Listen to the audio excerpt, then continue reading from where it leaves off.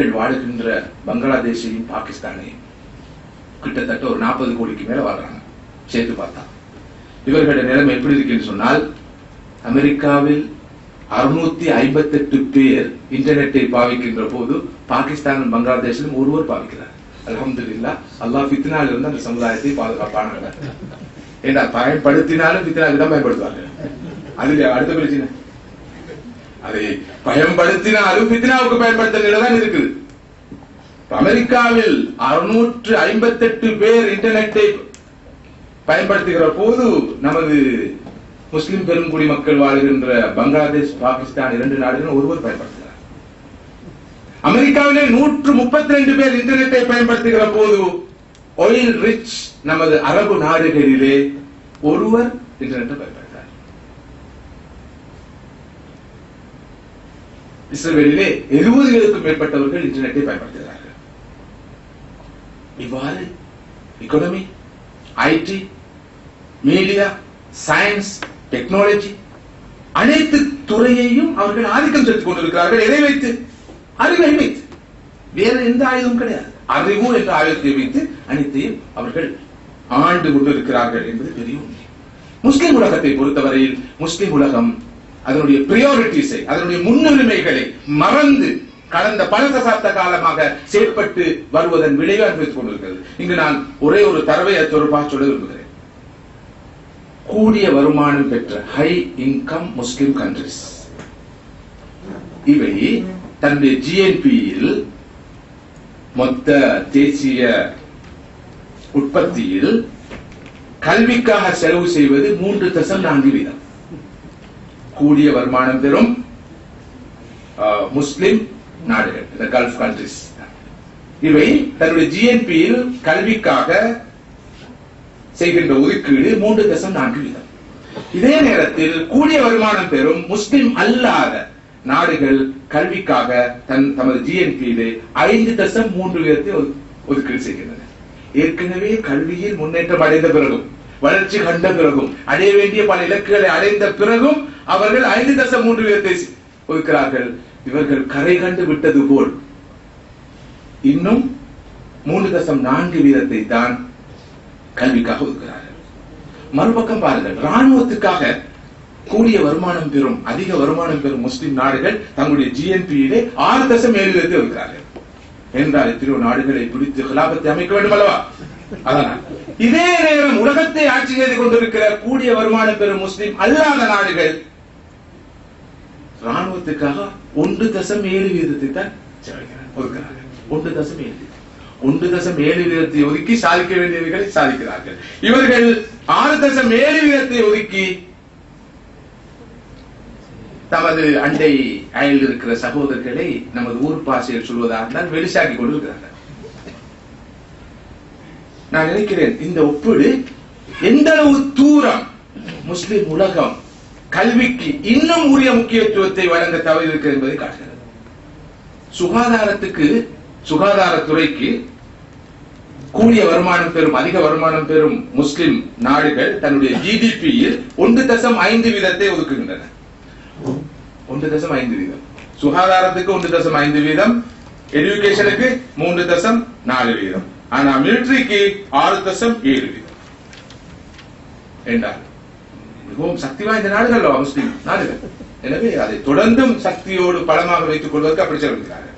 இதே நேரத்தில் சுகாதாரத்துக்கு கூடிய வருமானம் பெறும் முஸ்லிம் நாடுகள் தமது ஜிடிபியில் 1.5% செலவழிக்கிற போது முஸ்லிம் அல்லாத கூடிய வருமானம் பெறும் நாடுகள் தங்களுடைய ஜிடிபியில் 6.1% சுகாதாரத்தை செலவு செய்கிறார்கள். ஏற்கனவே சுகாதார நிலை ஆரோக்கியமாக இருக்கிறது நாடுகள். அப்படி இருந்தும் தொடர்ந்தும் அவர்கள் 6.1% செலவு செய்கிறார்கள். இந்த அளவு தூரம் கல்வித்துறைக்கு உரிய முக்கியத்துவம் கொடுக்காத ஒரு சமூகமாக நாங்கள் இருக்கிறோம் என்பதை காட்டுகிறது. ஷேக் யூசுப் கர்லாவி அவர்கள் மிகவும் ரத்தின சுருக்கமாக ஒரு கருத்தை சொல்வார்கள். உம்மத்து சூரத்தில் ஹதீத் லம் ததஅல்லம் சினாஅத்தல் ஹதீத் பஅத். சூரத்துல் ஹதீத், இரும்பு என்ற தலைப்பிலான சூறாவை, ஒரு அத்தியாயத்தை சுமந்திருக்கும் சமூகம் இரும்புருக்கு தொழிலை இன்னும் கற்றுக்கொள்ளவில்லை. பெரிய சாதனை. ஆனா 1500 வருஷமாக அவர்கள் சூரத்துல் ஹதீத் இரும்பு என்ற தலைப்பிலே ஒரு சூறாவை ஓதி வருகிறார்கள். وَأَنزَلْنَا الْحَدِيدَ فِيهِ بَأْسٌ شَدِيدٌ وَمَنَافِعُ لِلنَّاسِ. அல்லாஹ் சொல்றான், உங்களுக்கு இரும்பை நாங்கள் இறக்கி இருக்கிறோம், அதிலே உங்களுக்கு 2 நன்மைகள் உண்டு. பாசுன் ஷதீத், ராணுவ பலம் இருக்கிறது. இன்னொரு பக்கம் وَمَنَافِعُ لِلنَّاسِ, சிவில் பெனிஃபிட்ஸ் தாராளமாக இருக்கின்றன, நிறைய பிரயோசனங்கள் இருக்கிறது. அல்லாஹ் 1500 வருஷத்துக்கு முன்பு சொல்லி தூண்டினான். ஆனா அது பற்றி எந்த ஒரு பிரச்சனையும் இல்லை. இரும்பு இருந்திருந்து வரும், எங்க வரும்னு உங்களுக்கு தெரியும். எங்க சமூகத்துல அந்த ஹதீத் சொல்லும் இருக்குது. பள்ளிவாசல் ஹஜ்ரத் நல்ல ஹதீத் சொன்னார், தலையில போட்ட மாதிரி இருக்கு. அதனால இந்த ஹதீத் இல்லையா சொல்ற, நல்ல ஹதீத் சொன்னார். அந்த ஹதீது தெரியும். அடுத்தது அந்த பெரும்பாலும் அந்த பெரிய சோத்து அண்டா உள்ளுக்கு ஒரு இரும்பு ஒண்ணு, அது பலகையும் செய்வாங்க, இரும்பாலையும் செய்வாங்க. 3வது இன்னொரு இடத்துல இரும்பு வரும், அசா. இப்படி ஒரு 4-5 இடத்துல தான் இந்த சமூகத்தில் இரும்ப காணிகள். அதுக்கு அங்கால இந்த இரும்பு வாரது இல்லை. ஆனா அல்லாஹ் இரும்ப வானத்திலிருந்து இறக்கியா சொல்றான். நான் இடையில ஒரு குறிப்பு சொல்லணும், அவுட் ஆஃப் சப்ஜெக்டா இருந்தாலும். இந்த இஸ்லாமிய உலகத்துல ஒரு பிரபலமான தியாலஜிஸ்ட் தான் டாக்டர் ஜஹூர் நஜ்ஜார் அவர்கள். அவர்கள் சொல்கிறார்கள், அல்லாஹ் இந்த ஆயத்துல இரும்பை வானத்திலிருந்து இறக்கியதா சொல்றான். நீரை வானத்திலிருந்து இறக்கி இருப்பது போல இரும்பையும் வானத்திலிருந்து இறக்கி இருப்பதா சொல்கிறான். அண்மை காலம் வரைக்கும் இரும்பு என்பது பூமிக்கு அடியிலே உருவான ஒரு தாது பொருளாக, கனிப்பொருளாகத்தான் கருதப்பட்டு வந்திருக்கிறது. ஆனால் இப்போது விஞ்ஞானிகள் நிறுவி இருக்கிறார்கள், வரலாறு நெடுகிலும் மனித வரலாறு நெடுகிலும் அவ்வப்போது விழுந்த விண்கற்கள் இவைதான் பூமிக்குள் புதைந்து காலப்போக்கில் இரும்பாக மாறின. படைத்த ரப்பு சொல்றான், உங்களுக்கு நாங்கள் இரும்பை வானத்திலிருந்து இறக்கியிருக்கிறோம். இது எவ்வளவு பெரிய ஒரு சயின்டிபிக் மிரக்கிள் குர்ஆனுடைய. இந்த பக்கங்களை பற்றி எந்த கவலையும் நமக்கு கிடையாது. குர்ஆனை கூட அறிவுபூர்வமாக நாம் அணுகுவதில்லை. பொது அறிவை விட்டு விடுவோம், பொது கல்வியை விட்டு விடுவோம். குர்ஆனிய கல்வியை கூட, அறிவை கூட அறிவுபூர்வமாக அணுகுவர்களாக இல்லை. குர்ஆனை கூட வெறுமனே கிளிப்பிள்ளை போல ஓதுவதற்காகத்தான் நாங்க வச்சிருக்கிறோம். அல்ஹம்துலில்லாஹ், ரமதான் வருகிறது, பரக்கத்தா ஹத்தும் செய்யலாம். நான் ஓதி, ஹஜரத்தை கூப்பிட்டு ஓதி, இன்னும் 10 பேரை வச்சு ஓதி, புள்ள குட்டியெல்லாம் ஓத வச்சு, மாஷா அல்லாஹ் முழு வருஷத்துக்குமான அருளும் கிடைச்சு. இப்படியான ஒரு பார்வை தான் குர்ஆனை பொறுத்தவரை இருக்கு. குர்ஆன் பக்கமாக கூட அறிவுபூர்வமாக சிந்திக்காதவர்களாக இருக்கிறோம். அதுக்குரிய சகோதரர்களே, சகோதரிகளே, இந்த இடத்திலே கூடியிருக்கின்ற நீங்கள் சமூகத்திலே தெரிவிலும் தெரிவானவர்கள், அப்படிப்பட்டவர்கள் தான் அழைக்கப்பட்டிருக்கிறார்கள். இங்கே நான் சொல்கின்ற கருத்துக்கள் உங்களுக்கு ஒரு நினைவூட்டலாக மாத்திரமே அமையும். அடுத்த கட்ட நகர்வுகளுக்கு ஒரு மோட்டிவேஷனாக இது அமைய வேண்டும் என்ற வகையில் தான் இவற்றை நான் நினைவுபடுத்துகிறேன். ஏன் நமது சமுதாயம், இந்த தீனை சுமந்த சமூகம் அறிவுக்கு, கல்விக்கு உரிய இடத்தை கொடுக்க தவறி இருக்கிறது? எந்த அளவுக்கு என்றால், அறிவுதான் இந்த சமுதாயத்துடைய சாபக்கேடு என்று நினைப்பவர்கள் சமூகத்துக்குள்ளே இன்னும் இருக்கிறார்கள். இந்த அறிவு, அதாவது எப்ப இந்த சமூகம் சிந்திக்க தொடங்குமோ அப்பதான் பித்னா வரும்னு சொல்றாரு. வரலாற்றில் எப்போது முஸ்லிம்களுக்கு அறிவு கிடைத்ததோ அன்றுதான் வழிபட்டார்கள் என்று சொல்பவர்கள் இருக்கிறார்கள். இனி எங்கே இந்த சமூகம் பிடிக்க போகிறது? அறிவென்றாலே ஒரு அச்சம், பயம் சில போது வருகிறது. படிக்கோணும், மிச்சம் படிச்சிடாது, படிக்கோணும், மிச்சம் படிச்சிடாது. எல்லாத்திலையும் ஒரு புதுமையான ஒரு சிக்கனம். இதுக்கு பேரு பற்றற்ற நிலை.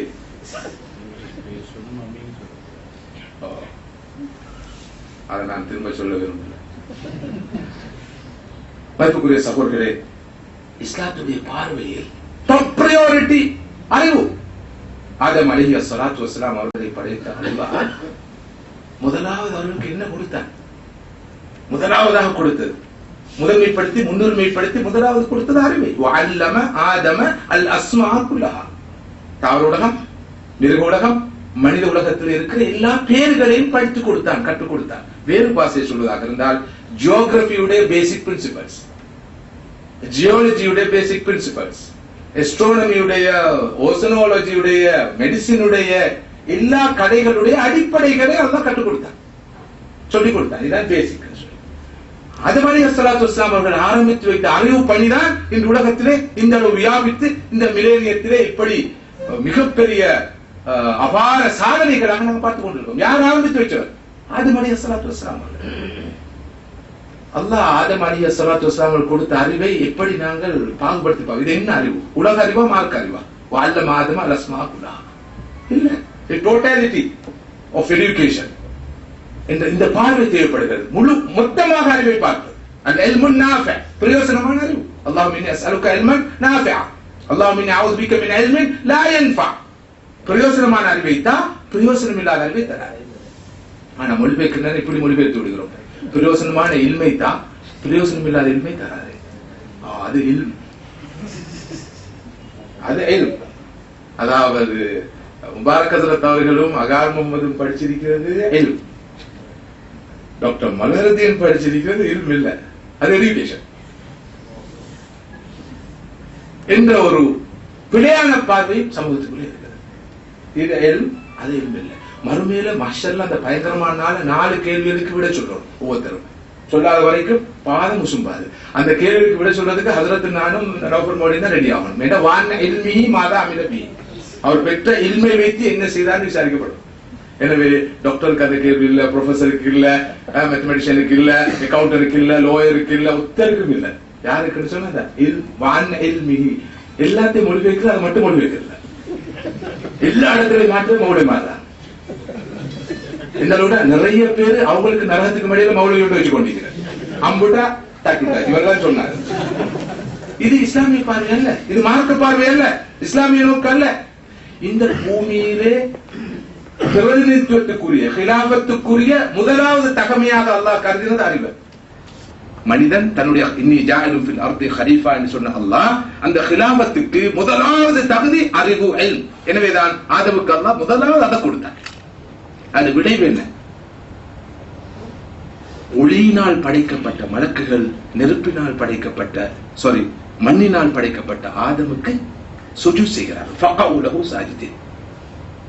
மண்ணால் படைக்கப்பட்ட ஆதமுக்கு ஒளியால் படைக்கப்பட்ட மலக்குகள் சுஜூத் செய்தார்கள் என்றால் அதற்கு காரணம் இவர் பெற்றிருந்த ஒரே ஒரு தகமை. என்ன தகமை? அறிவு என்ற தகமை. அந்த தகமை மலக்குகளுக்கு இருக்கல.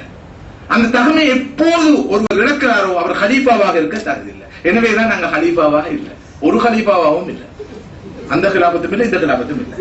குறைந்தபட்சம் அல்லாஹ்வுடைய பிரதிநிதியா இருக்கிற தகுதியை இழந்து விட்டோம். இனி எங்க கிலாபத்து வரப்போகுது. பேசுறது நாங்க உலகளாவிய சர்வதேச உஸ்தாதியத்துல் ஆலம் மீண்டும் அந்த கிலாபத்தை மீள கட்டி எழுப்புவோம். எங்க கட்டி எழுப்புறது? பேசிக் தகமையை இழந்திருக்கிறோம். இது மிக தெளிவாக புரிந்து கொள்ள வேண்டும். குர்ஆன்ல இருக்கக்கூடிய ஆக நீளமான வசனம் எது? தொழுகை பற்றிய வசனம் அல்ல, நோன்பு பற்றிய வசனம் அல்ல, குர்ஆன் ஓதுவது பற்றிய வசனம் அல்ல, திக்ர் செய்வது பற்றிய வசனம் அல்ல. அத்தூலு ஆயா ஃபில் குர்ஆன் ஆயத்துத் தைன். கடன் கொடுக்கல் வாங்கலை எழுத்தில் பதிவு செய்து கொள்வது சம்பந்தமான வசனம் தான் குர்ஆனில் ஆக நீளமான ஆயத்து. கிட்டத்தட்ட 1.5 பக்கம் 2 பக்கம் முஸ்ஹாஃபுடைய சைஸை பொறுத்து வரும். இந்த அளவு தூரம் இந்த மார்க்கம் கொடுக்கல் வாங்கலுக்கு முக்கியத்துவம் கொடுக்கிற ஒரு அம்சம். இந்த கொடுக்கல் வாங்கலை எழுதி கொள்ளணும். அப்ப எழுத்து அறிவு ஒரு மூமினுக்கு அவசியம். கொடுக்கல் வாங்கல கூட எழுதி கொள்ள வேண்டும். பேசிக் லிட்ரஸி என்பது ஒரு முஸ்லிமுக்கு அடிப்படையான தகமை. லிட்ரஸி இல்லாமல் இருக்க முடியாது. தன்னுடைய வசியத்தை எழுதாத நிலையில் எந்த ஒரு மூமினும் படுக்கைக்கு செல்லக்கூடாதுன்னு சொன்னாலும் ஸல்லல்லாஹு அலைஹி வஸல்லம். அந்த வசியத்தை எழுதப்பட்ட நிலையில் இருக்கும். வசியத்தை எழுதி வைக்கிற அந்த சுன்னத்தை ஹயாத்தாக்குவதற்கு எழுத்தறிவு தேவைப்படுது. பத்ர் யுத்தத்துல தொடர்ந்து வந்த யுத்தங்கள்ல கைது செய்யப்பட்ட கைதிகளுக்கு ரசூலுல்லாஹ் கொடுத்த ஆப்ஷன் என்ன? மதீனாவில் இருக்கிற சிறார்களுக்கு எழுத்தறிவை படிப்பீங்க, உங்களுக்கு விடுதலை கிடைக்கும். சில சஹாபாக்கள் உமர் ரலியல்லாஹு போனவங்க சொன்னாங்க மரண தண்டனை கொடுக்கணும், கொலை செய்வோம். சொன்னாங்க இல்ல, இவங்களோட அறிவை பயன்படுத்திக் கொள்வோம், மதீனாவில் உள்ள சிறார்களுக்கு எழுத்தறிவை கற்பித்தால் விடுதலை கிடைக்கும். வரலாற்றாசிரியர் சொல்கிறார்கள், எழுத்தறிவின்மையை போக்குவதற்காக உலகிலே ஒரு அரசியல் தலைவர் பிரகடனப்படுத்திய முதலாவது நிகழ்ச்சி திட்டம் ரசூலுல்லாஹி ஸல்லல்லாஹு அலைஹி வஸல்லம் அவருடைய இந்த நிகழ்ச்சி திட்டம். அந்த ரசூலுடைய வாரிசுகள் என்று சொல்லிக்கொண்டு, அவரை பின்பற்றவங்க சொல்லிக்கொண்டு கலாநிதி அவர்கள் சொன்னார்கள், எல்லா காலங்களிலும் அறிக்கைகளில், எல்லா கால அறிக்கைகளிலும் இலங்கை நாட்டிலே கல்வித்துறையில் பின்னடைந்த சமூகங்களாக மலைநாட்டு தமிழர்களும் முஸ்லிம்களும் இருக்கிறார்கள். அந்த அந்த அந்த கிரெடிட் கழிச்சு கொண்டே இருக்கு. இந்த மார்க்கத்தை நாங்க அவமானப்படுத்துறோம், இந்த மார்க்கத்தை பிழையாக பெருத்துவப்படுத்துறோம், இந்த மார்க்கத்தை நாங்க கொச்சப்படுத்துறோம். எந்த அளவுக்கு என்றால், நான் பலபோது கண்டிருக்கிறேன், இந்த செக் பாயிண்ட்கள்ல முஸ்லிம்களாகிய எங்களை மிகவும் மரியாதையாகத்தான் இந்த கடந்த காலங்கள் எல்லாம் நமது இந்த நாட்டுடைய ராணுவர்கள் நடத்தியிருக்கிறார். அதில் குறிப்பாக படித்தவர் என்று கண்டால் அதுக்கு கிடைக்கிற மரியாதை இனி இல்லை என்ற அளவுக்கு இருக்கு. உதாரணமாக பல இடங்கள்ல இருக்கும்போது முதலாளி கவிதையான்னு ஐந்து காலத்துல ஏதோ நல்ல காலத்துக்கு லெக்சரர் வந்து இருக்கிறது. அதை கண்ட உடனே அந்த முதலாளி என்று சொன்ன நேரம் எனக்கு அவரோட பாடி லாங்குவேஜ் எப்படி இருந்துச்சோ அது டோட்டலி மாறி சேர்ந்து சொல்லி செக் பண்ணாம பேக கூட துறக்காம இங்கால நீங்க போங்க எங்களை அனுப்பின பல சந்தர்ப்பங்களை நாங்க நிறைய அனுப்பிச்சோம். எல்லா காலங்களிலையும் முதலாளி சமூகம், வியாபார சமூகம், பிசினஸ் சமூகம் கையை கொடுத்தாலும் டெவலப்னி பார்க்கணும், திரும்ப ரிட்டர்ன் 5 வருடம் வந்துட்டான்னு சொல்லி இப்படி வர்ணிக்கப்படுற ஒரு சமூகமாக தான் நாங்கள் இருந்து வரோம். இதெல்லாம் யதார்த்தங்கள், கசப்பான உண்மைகள். ஸைத் இப்னு சாபித் ரலியல்லாஹு அன்ஹு மிக முக்கியமான தோழரை ஸல்லல்லாஹு அலைஹி வஸல்லம் அழைத்து சொல்கிறார்கள், ஹீப்ரு மொழியை அவசரமாக படிக்க வேண்டும், அவர்களோடு கணித தொடர்புகள் வைத்துக் கொள்ள வேண்டியது யூதர்களோடு. 15 நாட்களுள் ஸைத் இப்னு சாபித் ரலியல்லாஹு அன்ஹு ஹீப்ரு மொழியை படிக்கிறாங்க. இந்த ஹதீஸை சொல்றோம். இந்த நாட்டில் கடந்த 1000 வருஷம் மேலாக வாழ்றோம். சிங்கள மொழியில் இஸ்லாத்தை பத்தி பேசுறதுக்கு எத்தனை பேர் உருவாக்கிக்கிறோம்? 230 அரபு கலாசாலைகள், 800 முஸ்லிம் பாடசாலைகள், நூற்றுக்கணக்கான ஹிப்ரு மதரசாக்கள், 2000 குர்ஆன் மதரசாக்கள், நம்முடைய தவா அமைப்புகள், இயக்கங்கள், ஜமாத்துகள், தரிகாக்கள் எல்லாம் சேர்ந்து சிங்கள மொழியில் இஸ்லாத்தை அழகாக சொல்லக்கூடிய எத்தனை பேர் உருவாக்கிக்கிறோம்? புரளிய கிடப்புறாக்கள் தான் உருவாக்கிக்கிறோம். சுருக்கமா சொல்றேன். இங்க நியாஸ் மாசாவோட இருக்கிறார்கள். இந்த லங்கா தீபில அடிக்கடி கட்டுரை கேட்பாங்க. ஹாஃப் பேஜ கொடுத்துருவோம். இன்றைக்கு கூட பின்னால வந்தா கொஞ்சம் தூர போங்கன்னு நான் சொன்னேன். இந்த கட்டுரை தான் வந்தாங்க. அல்ஹம்துலில்லாஹ் அவர்கள் நல்ல பணிகள் செய்து கொண்டிருக்காங்க. இந்த லங்கா தீபில ஹாஃப் பேஜ். என்ன பிரச்சனைடா, சிங்கள மொழியில இஸ்லாம் சம்பந்தமாக கட்டுரை எழுதுறதுக்கு ஆள் இல்லை. அடுப்புக்கல் மாதிரி 2-3 பேர். அவங்களோட நாலேஜ் லிமிட்டட். சிங்கள நாலேஜும் அப்படித்தான், மார்க்க நாலேஜும் அப்படித்தான். சிங்களம் தெரிந்தவருக்கு மார்க்கம் தெரியாது, மார்க்கம் தெரிஞ்சவருக்கு சிங்களம் தெரியாது. இதை சொல்லியே காலம் கழிக்கிறோம். எங்க சமூகத்தில் வினோதமான ஒண்ணு இல்லை. நிறைய பேருக்கு நல்லா சிங்களம் தெரியும், அவங்களுக்கு மார்க்கம் தெரியாது. பலருக்கு நல்லா மார்க்கம் தெரியும், அவங்களுக்கு சிங்களம் தெரியாது. பாருங்களே எங்களை தனித்துவ அடையாளத்தை அதையே கடந்த எத்தனோ தசாப்தங்களா சொல்லிக் கொண்டிருக்கிறோம். ஏன் இந்த வழிகாட்டல்கள் எம்மால் பெறப்பட முடியாமல் போய்விட்டன? அல்லாஹ் நபிக்கு ஒரே ஒரு விஷயத்தை தான் கூட்டி தருமாறு கேட்குமாறு பண்ணிட்டான். குல் வகுர் ரப்பி ஸித்னி இல்மா. நபியே சொல்லுங்கள், எனக்கு இறைவா எனக்கு அறிவை அதிகரித்து தருவாயாக. எப்பயாவது நாங்க கேட்டிக்கிறோமா, யா அல்லாஹ் இந்த அறிவை கூட்டித்தாங்க, ப்ரமோஷனை கூட்டித்தாங்க, சம்பளத்தை கூட்டித்தாங்க, பரக்கத்தா ரிஸ்கத்தான், பொலியனுக்கு அவசரமாக தொழிலத்தான், எல்லாத்தையும் கூட்டி கேட்கிறோம். அல்லாஹ் சொல்றாங்க வகுர் ரப்பி ஸித்னி இல்மா, என்னுடைய அறிவை அதிகரித்து தருவாயாக. இந்த சுன்னா இல்லையா எங்களது சுன்னா, இதுவல்லவா எங்களது வழிமுறை. இந்த பார்வை இந்த தூரம் இருக்கிறது. எனவே மதிப்புக்குரிய சகோதரர்களே, நிறையவே சிந்திக்க வேண்டியிருக்கிறது. சிந்திப்பதை மார்க்க கடமை என்று சொல்கிற மார்க்கம், சிந்திப்பதை இபாதத் என்று சொல்கிற மார்க்கம், உண்மையை தேடுவதை அமல் என்று சொல்கிற மார்க்கம். மஹ்மூத் அல் அக்காத் என்ற ஒரு பிரபலமான இஸ்லாமிய அறிஞர் எகிப்து நாட்டில் இருந்தார். அவருடைய ஒரு புத்தகம் இருக்கிறார், தஃப்கீர் ஃபரீதத்துன் இஸ்லாமியா, சிந்திப்பது சன்மார்க்க கடமை. புத்தகத்துடைய பேர் சிந்திக்கிறது. நான் நினைக்கிறேன் நாங்க செய்யாத அதுதான். மிச்சம் யோசிச்சா பிரச்சனை, யோசிக்காம வைத்திருவோம் செய்தே கூடாது. ஆனா மார்க்கம் சொல்லுது சிந்திக்க சொல்லு. ஆய்வை தூண்டுகின்ற 35 ஆயத்துகள் குர்ஆனில் இடம்பெற்றிருக்கின்றன. பிரபஞ்ச அத்தாட்சிகளை பற்றி பேசுகின்ற 750 வசனங்கள் குர்ஆனில் இடம்பெற்றிருக்கின்றன. இல்ம், ஃபிக்ஹ், ஹிக்மா, அக்ல், அல்பாப், நுஹா, ஃபிக்ர், ததப்புர் என்று இந்த சிந்தனை, ஆய்வு, அலசுதல், தேடுதல், சீர்தூக்கி பார்த்தல் என்ற பொருளை தரக்கூடிய நூற்றுக்கணக்கான வார்த்தை பிரயோகங்கள் அல் குர்ஆனிலே இருப்பதை பார்க்கிறோம். முஸ்லிம்களை அறிவின் பால் தூண்டுகின்ற மிகப்பெரிய பொக்கிஷம் குர்ஆன். இஸ்லாத்துடைய ஊற்றுக்கண், அறிவுடைய ஊற்றுக்கண். இரும்புருக்கு தொழிலை பற்றி குர்ஆன் பேசுகிறது. தாவூத் அலைஹிஸ்ஸலாம் அவர்கள் எப்படி கவசங்களை செய்தார்கள் என்று குர்ஆன் சொல்லுது. எதற்காக? வெறும் கதைக்காக சொல்கிறதா? அந்த துறையில் நம்மை ஊக்குவிக்க நோக்கொழுது துல்கர்னைன் பெரும் அணைகளை கட்டியதாக குர்ஆன் சொல்கிறது. யூசுப் அலைஹிஸ்ஸலாம் அவர்கள் எவ்வாறு எகிப்து நாட்டுடைய அந்த பொருளாதார நெருக்கடிக்கு தீர்வு காணும் நோக்கோடு ஒரு 15 ஆண்டு திட்டத்தை, பொருளாதார திட்டத்தை வகுத்து கொடுத்தார் என்று குர்ஆன் சொல்கிறது. மருத்துவத்தை பற்றி, உளவியலை பற்றி, புவியியலை பற்றி, கணிதத்தை பற்றி, பூகர்ப்பவியலை பற்றி, முறையவியலை பற்றி எல்லாம் குர்ஆன் எப்படி பேசுகிறது என்பதை பார்க்கிறோம். வரலாற்றிலே அறிவுக்கும் மார்க்கத்துக்கும் இடையிலே மோதல் இருந்திருக்கிறது. ஆனால் இஸ்லாத்துக்கும் அறிவியலுக்கும் இடையில் வரலாற்றிலே என்றுமே மோதல் இருந்ததில்லை. இன்று அது இன்டகிரேட்டட் நாலேஜ் பற்றி பேசப்படுகிறது. ஆனால் நமது ஆரம்ப கால அறிஞர்கள் ஷரியாத் துறை அறிஞர்களாக இருந்த அதே நேரம் மருத்துவத்துறையில் ஈடுபாடு காட்டினார்கள். ஷரியாத் துறையில் புலமை பெற்றிருந்த அதே நேரம் ரசாயனவியல் ஈடுபாடு காட்டினார்கள். ஷரியாத் துறையில் புலமை பெற்றிருந்த அதே நேரம் கணிதத்துறையிலே ஈடுபாடு காட்டினார்கள். எனவேதான் இன்று 1000 வருடங்களை கடந்த ஜாமியத்துல் அஸ்ஹர் பல்கலைக்கழகம் ஒரு பள்ளிவாசல். ஜாமியுல் அஸ்ஹர் பள்ளிவாசல். அந்த ஜாமியுல் அஸ்ஹர் பள்ளிவாசலிலே எல்லா கலைகளும் போதிக்கப்பட்டன. தஃப்சீர், ஃபிக்ஹ், மருத்துவம், கணிதம், வானசாஸ்திரம், ரசாயனவியல். ஏக காலத்தில் இதுதான் நமது பாரம்பரியம். ஜாமியா அம்ர் இப்னு ஆஸ் பள்ளிவாசல் 1000 வருடங்களாக அந்த பாடபோதை நடக்கிறது. அண்மையில் நாங்கள் கடந்த ஆண்டு நினைக்கிறேன் நேற்றுக்கு சென்ற சந்தர்ப்பத்தில் கூட 1000 ஆண்டுகளாக ஜாமியுல் அஸ்ஹர் பள்ளிவாசல் நடக்கிற அந்த பாடபோதனை இன்றும் நடக்கிறது.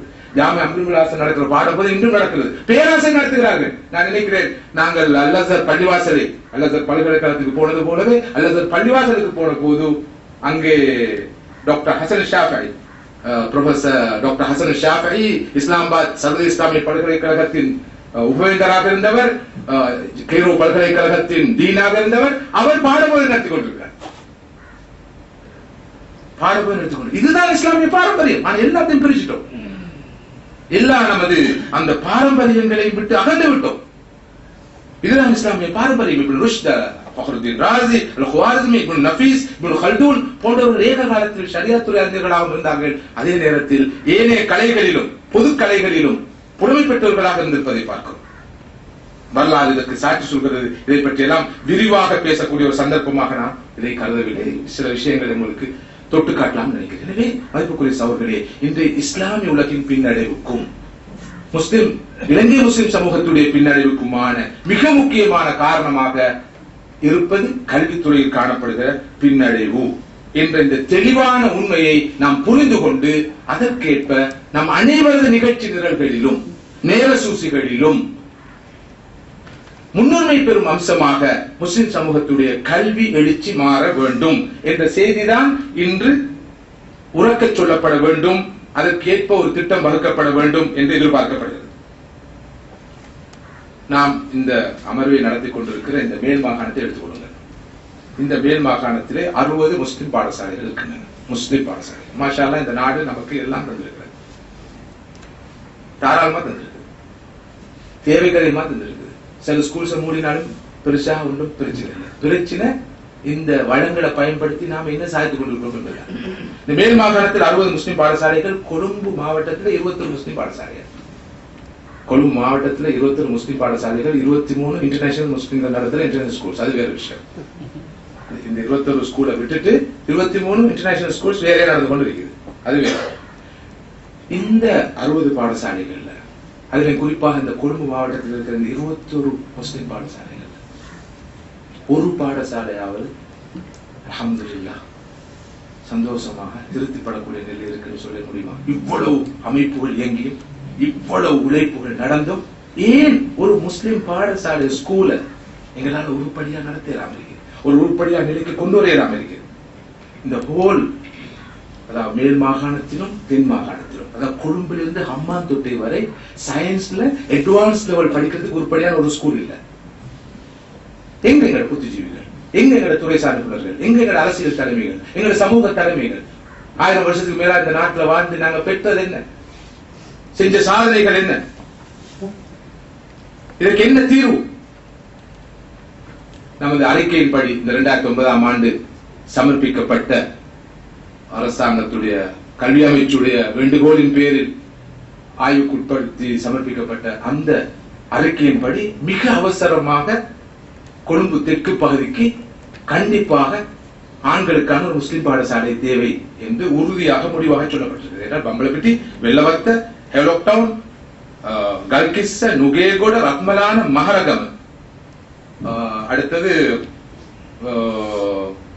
இந்த பகுதி, இந்த முழு பகுதிக்கும் ஒரு முஸ்லிம் பாடசாலை இல்ல. இந்த மீலாத் வித்யாலயம் என்ற ஒரு ஸ்கூல் இருக்கு தெய்வரையில.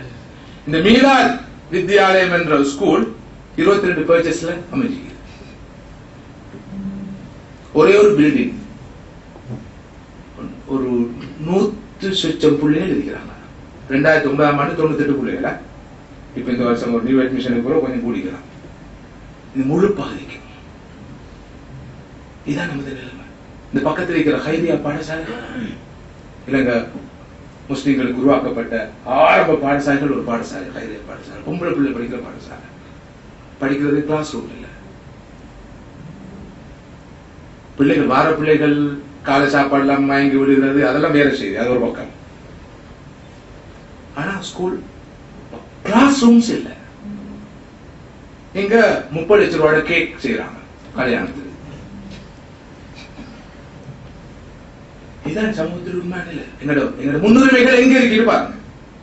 பாத்திமாவுடைய நிலை நான் குடும்பப்படுத்தல மட்டும் சொல்றேன். இப்ப ஹமீத் அல் ஹுசைனி பாடசாலை வரலாற்று முக்கியத்துவம் ஒரு பாடசாலை, அது மீண்டும் கட்டியெழுப்பதற்காக அதனுடைய எஸ்டிஎஸ் சேர்ந்த சகோதரர் முயற்சி செய்து கொண்டிருக்கிறார்கள். அவர்களுக்கு அவசரமாக ஒரு அதிபர் தேவைப்படுவதாகவும் சொல்லியிருக்கிறார்கள். உங்களது கவனத்துக்கும் அதனை அமானிதமாக கொண்டு வருகிறேன். ஒரு அதிபர் தேவை இந்த பாடசாலை கட்டி எழுப்ப. எல்லாம் ஓரளவு சீரடைஞ்சிருக்குது. இப்போது ஒரு தலைமைத்துவம் தேவைப்படுகிறது. அவசரமாக ஒரு அதிபர் தேவை. யாராவது விரும்பினா தயவு செஞ்சு தொடர்பு கொள்ளுங்க. ஒரு நேஷனல் ஸ்கூல் என்ற காரணத்தினால் அதுக்குரிய தகமைகள் இருக்க வேண்டும் என்று எதிர்பார்க்கப்படுகிறது. இது மாத்திரமல்ல, இந்த நாட்டிலே செப்பரேட் முஸ்லிம் கேர்ள்ஸ் ஸ்கூல் தேவை. இன்னைக்கு பரவலா பேசப்படுற விஷயம் என்னென்றால், பெரும்பான்மை பாடசாலைகள்ல எங்களுக்கு அட்மிஷன் இல்லை, பெரும்பான்மை பாடசாலைகள்ல இடர்பாடுகள் இருக்குது, பெரும்பான்மை பாடசாலைகள்ல பெண் பிள்ளைகளுக்கு ஹிஜாப் அணியரா மட்டுமல்ல, இப்போது பெண்கள் தாய்மார் போகிற போதும் ஹிஜாபை கழிச்சிட்டு போகணும் என்ற ஒரு உத்தரவு பிறப்பிக்கப்பட்டிருக்கு. அவர்களுடைய சுதந்திரம். ஏன் நமது இந்த நாட்டில் இருக்கிற 800 முஸ்லிம் பாடசாலைகளை தரப்படுத்தாம இருக்கிறோம்? அதுக்கு ஆவணம் செய்யாம இருக்கிறோம். எங்களோட அமைப்புகள், எங்களோட நிறுவனங்கள், எங்களோட சங்கங்கள், எங்களோட என்ஜிஓஸ், ஐஎன்ஜிஓஸ் என்ன செய்து கொண்டிருக்கின்றன? செய்கிறார்கள், இல்லை என்று சொல்லல. ஆனால் டாப் பிரியாரிட்டி கொடுக்கப்படல. செய்கிறார்கள், எல்லோரும் கொடுத்து கொண்டிருக்கிறார்கள். ஆனால் இதுக்கு முக்கியத்துவம் முன்னுரிமை கொடுக்கப்படாத ஒரு நிலை காணப்படும். பேராசிரியர் குர்ஷித் அகமது அவர்கள் பல ஆண்டுகளுக்கு முன்னால் என்னிடம் சொன்ன ஒரு செய்தியை நான் அடிக்கடி நினைவுபடுத்துவதுண்டு. இன்றைய இஸ்லாமிய உலகத்திற்கு 3 வகையான மனிதர்கள் தேவைப்படுகிறார்கள். மிகப்பெரிய ஒரு இஸ்லாமிய அறிஞர், அவரை பற்றி அறிந்திருப்பீர்கள். அவர் சொல்கிற 3 வகையான மனிதர்கள் யார்? புத்திஜீவிகள், இன்டலெக்சுவல்ஸ், துறைசார் நிபுணர்கள், ப்ரொஃபஷனல்ஸ், மீடியா பர்சன்ஸ், ஊடகவியலாளர்கள். இவர்கள் உருவாக்கப்படுகிற இடங்கள் தான் பாடசாலைகள், பல்கலைக்கழகங்கள், உயர் கலாபீடங்கள். இவை ஹயாத்தாக்கப்பட வேண்டும். இந்த நாட்டிலே முஸ்லிம்களுக்கு என்று மீடியா இல்லை என்று சொல்கிறோம். இந்த நாட்டில் 15 தொலைக்காட்சி அலைவரிசைகள் இருக்குது, ஒன்று கூட முஸ்லிம்களுக்கு சொந்தம் இல்ல. 12, 13 எஃப்எம்கள் இருக்குது, முஸ்லிம்களுக்கு சொந்தம் இல்ல. யுத்த காலத்துல கூட யாழ்ப்பாணத்தில் 5 பத்திரிகைகள் கொண்டு வந்தார்கள். ஆனால் எங்களுக்கு ஒரு தினசரி பத்திரிகை இல்ல. இப்போது வந்து கொண்டிருக்கிற வாராந்த பத்திரிகையான நவமணி கூட இன்று கூட சகோதரர் என்ன பேசினார், இந்த இஷ்யூவை கூட கஷ்டப்பட்டு கொண்டு வரோம், இன்னும் 2-3 இஷ்யூல யாரும் கை கொடுக்காட்டி நின்றோம். நவமணி பத்திரிகை நிக்கிற வேலை தான் கூட. என்ன காரணம்? சமூகம் இந்த பக்கமாக, இந்த அறிவு பக்கமாக, கல்வி பக்கமாக, அறிவூட்டல் பக்கமாக உரிய முக்கியத்துவம் கொடுக்க தயாரில்லை. எனவே மதிப்புக்குரிய சகோதரர்களே, மிக அவசரமாக நாம் சில நிலைப்பாடுகளுக்கு வர வேண்டிய தேவை அவசியம் இருக்கிறது. நான் நினைக்கிறேன், முதலாவது கட்டமாக அல்ஹம்துலில்லாஹ் இப்போது இருக்கிற ஒரு நல்ல ஆரோக்கியமான நிலை தோற்றப்பாடு என்னவென்றால், இயக்க வேறுபாடுகளை மறந்து, அமைப்பு ரீதியான அணி ரீதியான பாகுபாடுகளை மறந்து, சமூகத்துடைய எந்த ஒரு விவகாரத்துக்கு யார் அழைக்கப்பட்டாலும் எல்லோரும் ஒன்று கூடுகின்ற ஒரு நல்ல நிலை உருவாகி இருக்கிறது. மாஷா அல்லாஹ்.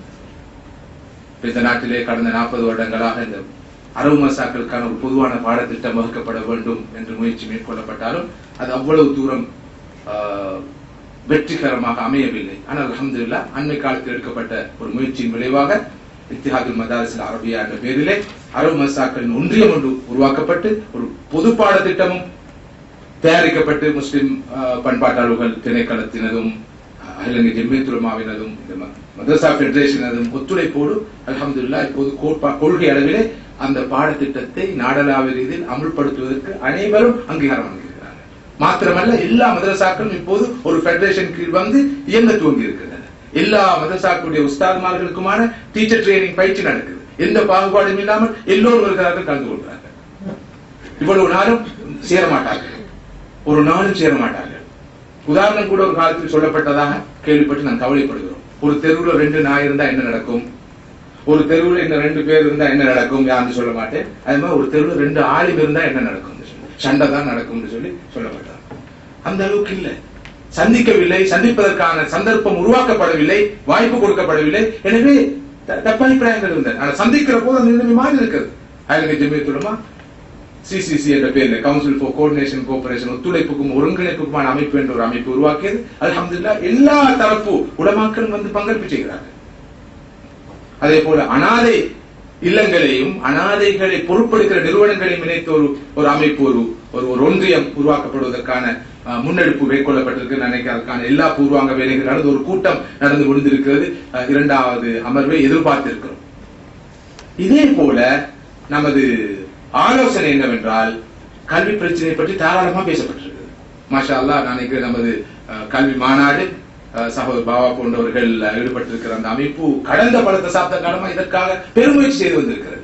எல்லா பிரச்சனையும் அவர்கள் அடையாளம் கண்டு வைத்திருக்கிறார்கள். பிரச்சனை சுக்ரி அவர்கள் சொன்னது போல இதனை செயல்படுத்துவதற்கு ஆட்கள் தேவை. ஒரு பக்கம் அரசியல் தலைமைகள் அழுத்தம் கொடுக்க வேண்டும், கண்டிப்பாக கட்டாயமாக அரசாங்க மட்டத்திலே செய்ய வேண்டிய விஷயங்களை செய்ய வேண்டும். அடுத்த பக்கமாக நாங்கள் பார்வையாளர்களாக இருக்கக்கூடாது, பங்காளிகளாக மாற வேண்டும். அந்த வகையிலே இஸ்லாமிய தொண்டூழியர் நிறுவனங்கள், சமூக சேவை நிறுவனங்கள், அரசு சார்பற்ற நிறுவனங்கள், ஜமாத்துகள், இயக்கங்கள், சங்கங்கள் தங்களுடைய நிகழ்ச்சிகளிலே முன்னுரிமை பெறுகின்ற அம்சமாக இதனை கொண்டு வர வேண்டும். இதற்கு ஆரம்ப கட்டமாக ஒரு ஒன்றியம் தேவைப்படுகிறது. அதாவது இலங்கை முஸ்லிம்களுடைய கல்வி விவகாரத்தை மாத்திரம், சர்ச்சை இல்லாத விஷயம். வேறு எந்த விஷயத்திலும் இணைவதாக இருந்தா சர்ச்சை வரும். அக்கீதான் வந்தா நாங்க இப்ப 2 பாடம் போட்டிக்கிறோம்.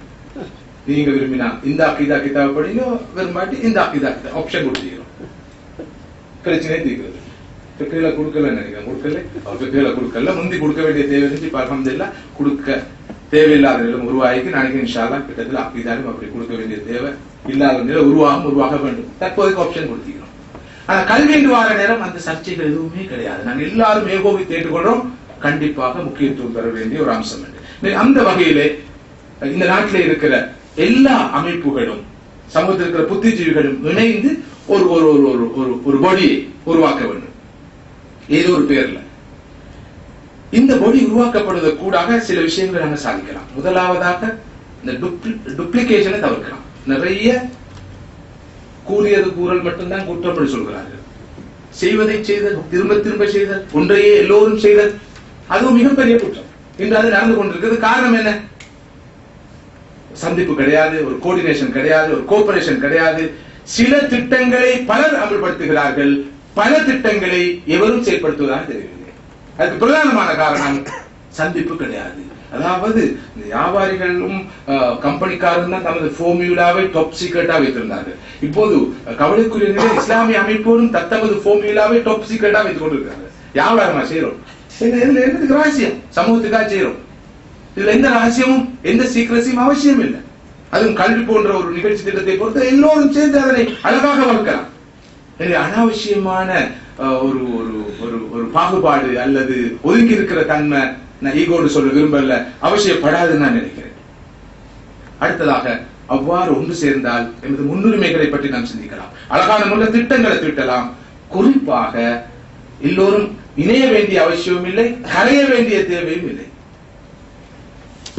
அவரவரது அடையாளத்தை, தனித்துவத்தை வைத்துக் கொண்டு இந்த பொதுவான நிகழ்ச்சி திட்டத்துக்காக அவர்கள் தங்களது மொத்த நிகழ்ச்சி திட்டத்தில், தங்களது பட்ஜெட்டில், தங்களது ஒதுக்கீட்டில் ஒரு சுமாரான ஒரு பகுதியை ஒதுக்கலாம். உதாரணமாக வாமி அல்லது ரஹ்மா அல்லது ஐஏஆர்ஓ அல்லது நிதாவுல் கைர் அல்லது SFRD அல்லது MFCD அல்லது மற்றொன்று YMMA, இன்னும் இருக்கிற இந்த அமைப்புகள், குறிப்பாக ப்ரொஜெக்டுகளை அமல்படுத்தக்கூடிய அமைப்புகள், இவர்கள் எல்லோரும் ஒரு இடத்தில் ஒன்று சேர்ந்து, இஸ்லாமிக் சென்டராக இருக்கலாம், இவர்கள் எல்லோரும் ஒரு இடத்தில் ஒன்று சேர்ந்து இந்த கல்வி என்ற அம்சத்தை மாத்திரம் மையப்படுத்தி ஒரு பட்ஜெட்டை போட்டு தேசிய மட்டத்தில் நாங்கள் என்னென்ன நிகழ்ச்சி திட்டங்களை லாங் டேர்மில் இவ்வாறும் ஷார்ட் டேர்மில் இவ்வாறும் செயல்படுத்துவோம். கொழும்பு மாவட்டத்தை பொறுத்தவரையில் முன்னுரிமை கொடுக்கப்பட வேண்டும் என்று கண்டால் அதற்குரிய வழிகளை செய்வோம். இதே போல மிக முக்கியமாக நமது கவனத்தில் இருக்க வேண்டிய மற்றொரு மாவட்டம் இப்போது உருவாகியிருக்கிறது. கொலம்பட்ட கிரி கமட்ட கக்கிரி என்றுதான் இவ்வளவு நாள் சொன்னார்கள்.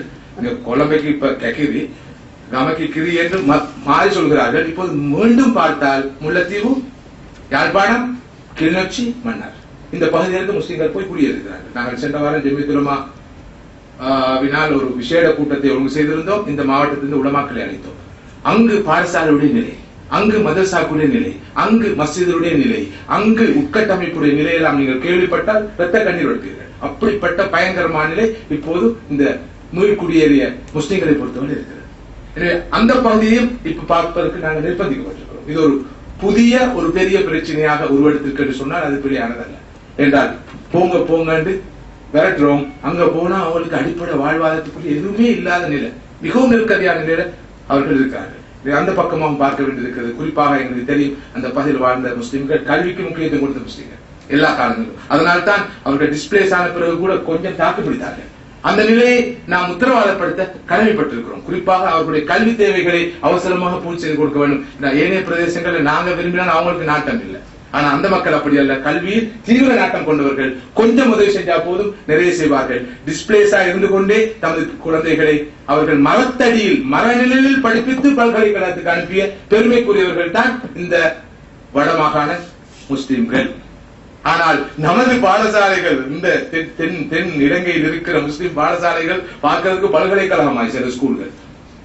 ஆனால் அங்கிருந்து வெளியேறுகிற அவுட்புட்டை பார்த்தால் எவ்வளவு கரீபா நிலை என்பதை நீங்கள் அறிவீர்கள். எனவே அந்த வகையில் நாம் சிந்திக்க வேண்டிய மிக முக்கியமான அம்சம், நான் நினைக்கிறேன் வாமி நிறுவனத்துடைய இந்த அமர்வுடைய மிக முக்கியமான நோக்கம் இந்த கல்வியுடைய முக்கியத்துவத்தை வலியுறுத்துவதல்ல. ஏனென்றால் கல்வியுடைய முக்கியத்துவத்தை தெளிவாக விளங்கிய அதில் ஈடுபாடு கொண்ட அந்த துறையில் பங்களிப்பு செலுத்துகிறவர்கள் தான் இங்கு பெரும்பாலும் அழைக்கப்பட்டிருக்கிறார்கள். ஆனால் நாம் அனைவரும் இணைந்து தொடர்ந்து இந்த பிரச்சனை பற்றி பேசிக் கொண்டிருக்காமல் காத்திரமான சில தீர்வுகளை இங்கு ஏற்கனவே வலியுறுத்தப்பட்டது போல காண வேண்டும் என்பதற்கு என்ன ஒழுங்குகளை செய்யலாம், அந்த வகையில் ஏதாவது ஒரு கூட்டு முயற்சியில் ஈடுபடலாமா, அந்த கூட்டு முயற்சியில் ஈடுபடுவதற்கு என்ன தடைகள் இடர்பாடுகள் இருக்கின்றன, அவற்றை எவ்வாறு களையலாம் என்பது பற்றி நாம் சிந்திக்க வேண்டும் என்பதற்காகத்தான் இந்த அமர்வு ஒழுங்கு செய்யப்பட்டது. நான் நினைக்கிறேன் அந்த இடத்திலே இந்த இடத்திலே எனது உரையை நிறைவு செய்வது மிக பொருத்தமாக இருக்கும். இன்ஷா அல்லாஹ் அடுத்த கட்ட அமர்விலே அடுத்த கட்டமாக நாம் பிரச்சனைகளை பற்றி பேசிக் கொண்டிருக்காமல் தீர்வு காணும் நோக்கோடு வெரி பிராக்டிகலி எப்படியான நிலைப்பாடுகள் எடுக்கலாம், எல்லோரும் இதற்கு எவ்வாறு ஒத்துழைக்கலாம், குறிப்பாக இஸ்லாமிய அமைப்புகளை பிரதிநிதித்துவப்படுத்துகின்ற தலைமைகள் இங்கு வந்திருக்கிறீர்கள், நீங்கள் இது பற்றி என்ன சிந்திக்கிறீர்கள் என்பது பற்றியெல்லாம் இங்கு சுதந்திரமாக கலந்துரையாட வேண்டும் என்று எதிர்பார்க்கிறோம். இந்த நல்ல சந்தர்ப்பத்தை எனக்கு வழங்கிய வாமி நிறுவனத்துக்கு மீண்டும் நன்றி கூறி பொறுமையாக இருந்து எனது கருத்துக்களுக்கு செயல்படுத்த உங்களுக்கு அல்லாஹ் சுப்ஹானஹு வ தஆலா கூறி வழங்க வேண்டும். நீங்கள் மேற்கொண்ட இந்த முயற்சியை உங்களது வருகை அல்லாஹ் சுப்ஹானஹு வ தஆலா ஏற்று கபூல் செய்து உங்களுடைய மீசானுல் ஹஸனாத்திலே கனமானதாக பாரமானதாக அமைத்து அருள் புரிய வேண்டும் என்று பிரார்த்தித்து விடைபெறுகிறேன். வாஹிரு தஅவானா அல்ஹம்துலில்லாஹி ரப்பில் ஆலமீன். அஸ்ஸலாமு அலைக்கும் வரஹ்மத்துல்லாஹி வ பரகாத்துஹு. ஜஸாக்குமுல்லாஹு.